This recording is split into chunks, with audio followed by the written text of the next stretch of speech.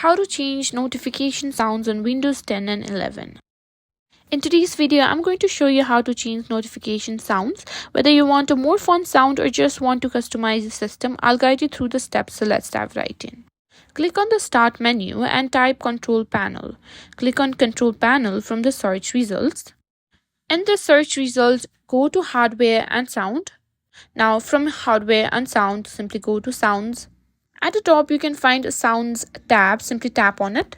Now, at the first, you can see Sound Scheme option. Here, simply tap on the drop-down menu. From here, you can choose from a list of preset sound schemes like Windows Default or Windows 7, if whatever you have. Now, to change individual notification settings, scroll through the Program Events list. Find the event you want to change. Now, once you've changed, here you can simply tap on Test to view or here.